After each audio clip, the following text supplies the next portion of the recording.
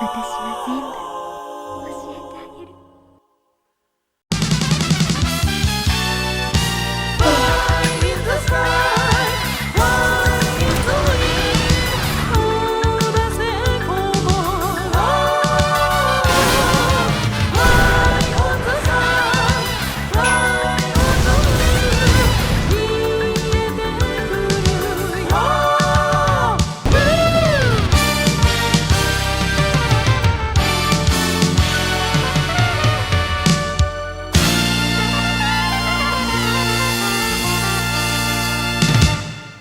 Welcome, ladies and gentlemen. Today we're going to be talking about the Chainsaw Man movie, Reze Arc. After watching the Chainsaw Man movie in the cinema twice, I feel like it's safe to say that I have received a fair share of emotional damage. In this movie, Denji, our boy, is genuinely living his best life. His work as a devil hunter is going smoothly, and he's not only gained confidence in just his strength, but also his ability to feel empathy, to have a heart. While on the other hand, he's still chasing his goal of making Makima his girlfriend. And as the title of the movie suggests, we got a new character introduced into the story, Reze. She's this young, beautiful girl who seems to perfectly match Denji's energy.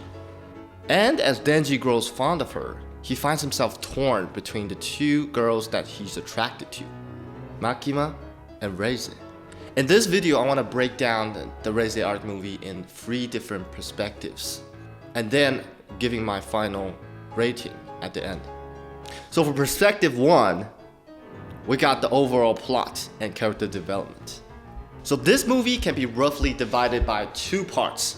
The first more quiet slice of life, slow paced, and the second half, high intensity, action packed.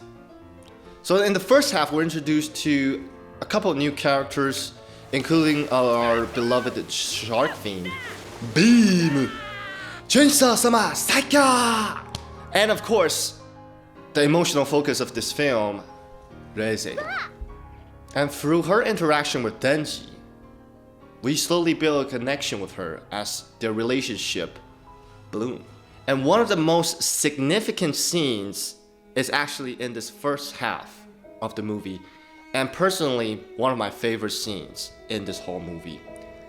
Of course, I'm talking about the pool scene.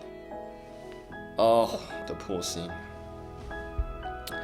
On the surface, it's a very simple scene. Reze offers to teach Denji how to swim.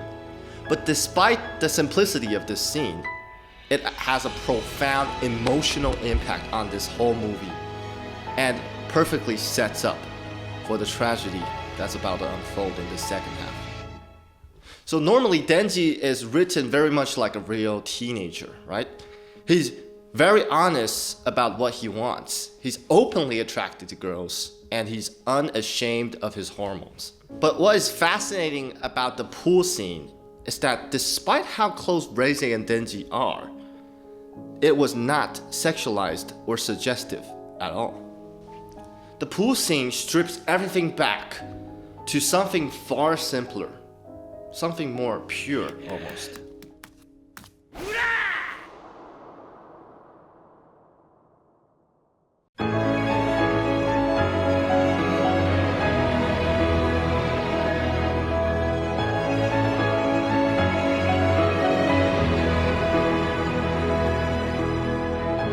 It was just 2 teenagers having fun, splashing around, enjoying this moment of freedom, not thinking about their expectations, their roles they have to play, their obligations.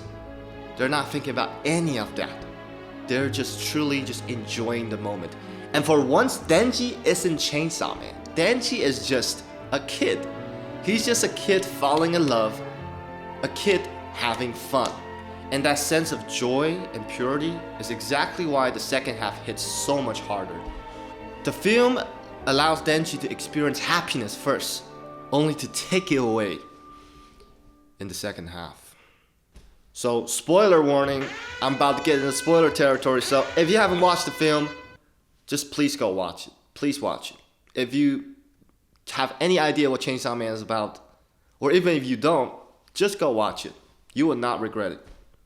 So, in the second half of the film, Reze revealed herself as the Bomb Devil, tasked with the mission to literally get Denji's heart, his literal heart that Pochita turns into, the Chainsaw Devil's heart. And this revelation hits especially hard because Denji has always been lonely. He's always been longing for genuine affection. And that one person that he trusted, that one person that genuinely shared some special moments, that one person that really matches his freak, right? This one person that's so perfect turns out to be lying this whole time. And Reze's warm and playful smile is replaced by the cold truth beneath it. During Denji's struggle against Reze, one line hits especially hard. Everybody is after Chainsaw's heart. What about my heart? Denji's heart.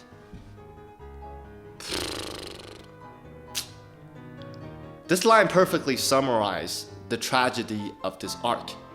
Denji is not seen as a human, but as a weapon. And most of the people who've shown affection towards him are just manipulating him emotionally. So the second half of the movie largely consists of the bloody struggle of Reze and Denji, alongside their respective allies. Reze with the Typhoon Devil, Chainsaw! That guy got personal beef with Chainsaw for some reason. And Denji with the Devil Hunters, such as Aki, the Angel Fiend, Angel Devil, my bad, the Violence Fiend, and of course, best boy Beam, the Shark Fiend. Bro, Beam absolutely carried this fight, by the way, But all of this action-packed scenes leads us into the second perspective I want to discuss. The animation. The contrast between the two halves of the film isn't just narrative, right? It's visual as well. The first half leans into a softer lighting, longer shots, and a calmer sense of pacing. And the second half is pure chaos.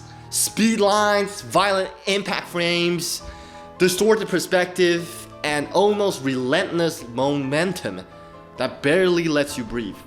And honestly, the action sequences here are absolutely gorgeous. Oh my days. Every impact frame left me speechless. My mouth was wide open, like a fucking fish trying to breathe. It was insane. The battle between Denji and Reze are non-stop, explosive, exhausting in the best way possible. Just when you think the sequence has reached its peak, the movie just pushes even further and further beyond. Each action flows into the next one without losing the intensity. There's just boom, boom, boom, boom. It's crazy, right? So we not only get brilliantly choreographed close quarter action combat, but also a strong sense of creativity in how Reze's attacks are presented. For example, the missile attack shown through a POV shot. You might have remembered that during their fight. That moment wasn't even in the original manga. The direction constantly finds a new way to surprise you. And that exhaustion perfectly mirrors Denji's mental and physical struggle. And this movie perfectly showcases what MAPPA is capable of. And in my opinion, it might be one of their best work. Aside from the JJK, the Vinland Sagas, all that great stuff. I feel like Chainsaw Man is one of their strongest work. Absolute cinema. And now I want to talk about perspective 3. The music! Oh my god. The soundtrack knows exactly when to stay quiet and when to break you. That theme introduced during the pool scene is called In the Pool.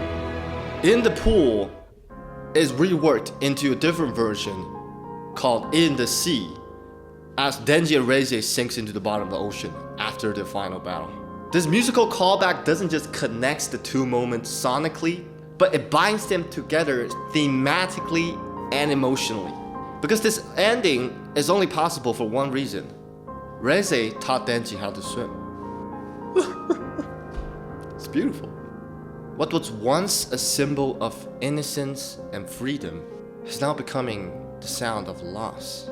The same melody that accompanied laughter in the beginning has now played as everything quietly falls apart. Like, what are we doing here, guys? Like, are we serious right now? It's good. It's fucking good. The composer Kensuke Ushio, he knows when to make the score warm and give you that fuzzy feeling, capturing the fragile purity of the teenage romance as Denji and Reze wanders through the festival before the fateful firework. And when to turn out cold and crushing, giving you that sense of panic, sense of chaos, sense of betrayal. The music never tells you what to feel. It simply reminds you what you have lost. I also want to highlight one of my favorite pieces of the OST here. It's called The City Mouse and the Country Mouse.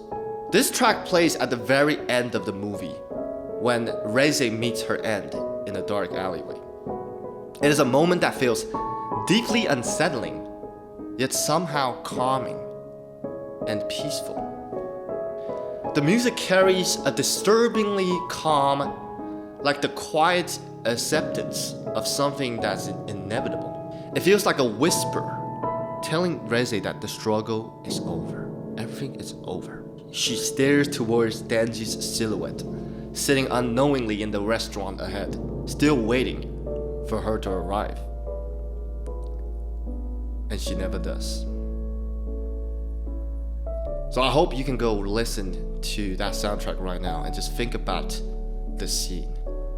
From the emotional storytelling to the breathtaking animation, the Reze Arc just truly delivers an experience that stays with you long after the credits roll. So I feel like even though initially after watching the movie, I was gonna give it like a 9.5 or something really high, because I didn't want to give out a 10 out of 10 just straight off the bat.